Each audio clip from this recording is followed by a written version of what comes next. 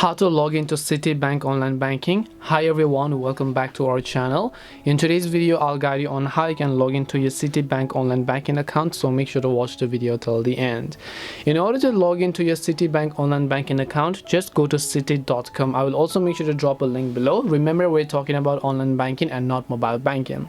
After you go to CitiBank, at the very top right you'll find a sign on option. You want to make sure to just tap the sign on button here.